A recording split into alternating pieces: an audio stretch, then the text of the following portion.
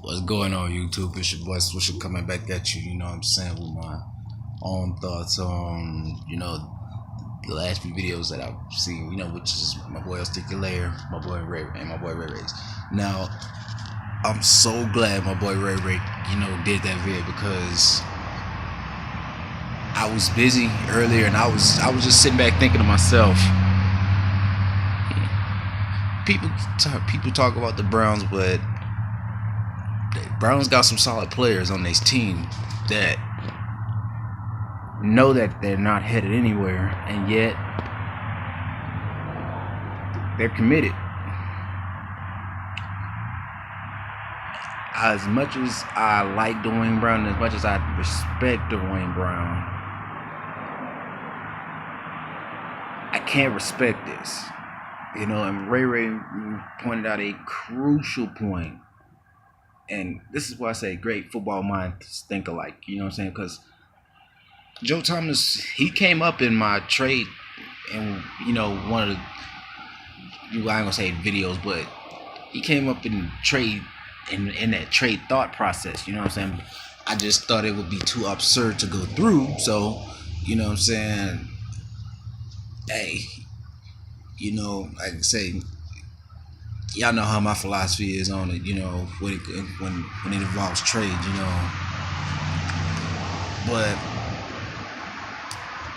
overall, like I said, looking at the situation, when you compare Joe Thomas and Dwayne Brown, at least Dwayne, looking at it at their career wise, Dwayne Brown has at least tasted the playoffs. You know what I'm saying? And I can understand, as a player, you wanna achieve more. You know what I'm saying? As a player, you get to that point in your career where you just say, I want to win, and I get it. I get it. You know what I'm saying? But if you felt like that, then instead of signing a 5-year deal, you should have signed a 3-year deal. You know what I'm saying? I just look at it like, NFL players nowadays, they're not, they chase the checks, and then when the guaranteed money is gone, all of a sudden, guys are, they feel like the level of play that they've had recently, warrants them to have, not have, but warrants them to get paid, a little bit more than what they're already making. Now, I'm not gonna lie, I was one of those people that I was actually an avid person, that was saying pay Dwayne, because in retrospect, when you really think about it and look at it for what it is, I mean, outside of Joe Thomas, hell, how many other left tackles can you name that are just all pros like that? I mean, I'm pretty sure there are some, because I know Pittsburgh has a decent O-line. I know Dallas has a decent O-line. Teams. I know there's teams that have, the Raiders. Well, not this year, but you know what I'm saying. So, like I'm saying, I know there's teams that have good offensive lines, but like my boy El Sticky Larry and Ray alluded to, for some reason, the offensive line play this year is just down, and it's down at a horrible rate. And I personally want to blame the CBA for that, because although that was done by the players, you know what I'm saying, for only wanting like 2 practices a week, you know what I'm saying, that's what it all boils down to, it having only 2 practices a week, how can you evaluate your team, not only from a physical standpoint, but from a mental aspect? Well, I take that back. I take the second one back, because they can always test them mentally, on how, how the offensive or defensive scheme works. But, that's just another story for another day, back to Joe Thomas and Dwayne. Now, those facts that I named with Brown, I named about Brown. Now let's flip it to Joe Thomas. Joe Thomas been on the Cleveland Browns his whole career. I mean, stuck through it all. You know, even as they're rebuilding right now, he didn't want to do it at first, and then he jumped on board and was like, okay, yeah, I'm here. But you know, when you for one, I gotta give the man credit because for one, like it's not like the Detroit Lions when they had that 1-0-16 year, you know what I'm saying, where people was just saying, hey Calvin, just keep your head up, man. We know you're a great player, you know what I'm saying? Because that's what was going on with him. He wanted to dip, you know what I'm saying? But as we all know, you know what I'm saying, they went on to turn it around and things like that. Well, it's, like I said, just knowing that the team that you're on isn't, for one, gonna contend for anything, not even the division. That's first and foremost right there. Knowing that your team isn't gonna be able to compete for the division, and you're still loyal to that team, you're still, not looking to go elsewhere. I can commend you for that because a lot of players don't have that dedication, and especially when they get in their later parts of their careers where winning is essential.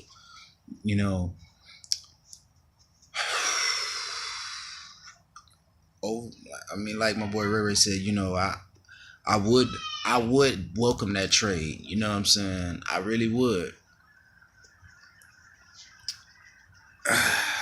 Now, as far as when my boy was talking about, he was responding to El Sticky saying, do we give the Texans too much crap? Fuck no. Fuck no. And here's why. God damn it. The Texans, the last 5 to 7 years, we've been known as a defensive team. I'm not even gonna go any further than that. Just let that part marinate for a minute. Now, with that being said, matter of fact, this is a much better analogy. Look at the 2000 Ravens, and then look, I want to say mostly the Pittsburgh Steelers up from 2000 up until 2013. When teams stepped on the field against them, they knew, okay, we gotta be prolific on offense because this defense ain't gonna bullshit around. We probably not gonna be able to run the ball, so we're gonna have to be prolific in our passing game. You wasn't going into Baltimore on the 2000. I mean, mind you, I'm saying the 2000 Ravens. You know what I'm saying, and from just like with the Steelers, from 2000 to 2013, you just knew that those teams was gonna play defense. Their fan bases knew that, okay, we gonna play some defense. We may not, we have our offensive troubles, but we know, goddamn it, we gonna play some damn good defense. And that's the mindset. That's the mindset that the Texans have instilled within the city itself. And when you have a 3-time defensive player of the year and you have no offense, that it hurts. You know what I'm saying? You having a lot. You having superior defensive talent. You know what I'm saying? And you're not able to go far with it. And here's my thing with that. And this is the one thing that I really wanted. I wish Rick would have caught on to 5 or 7 years ago. This isn't the era of Peyton Manning anymore. This isn't the era of the young Tom Brady, or basically all these drop back quarterbacks, that where if they're in the shotgun, they're gonna be 7 yards behind the ball. The age of those quarterbacks have passed us. And I wish Rick would have caught on to that. And my reason for saying that is because look at what I said. Just look at the best defensive teams in Houston. They were like it or not, they were squandered away. Those talented years were squandered away due to lack of offensive production. Now, this is what I meant by, this isn't that era anymore where you can have a stout defense, an elite top 5 defense at that, have a really good running game, and expect to win a Super Bowl. I'm sorry, it's not like that. Time in the league has passed. You know what I'm saying?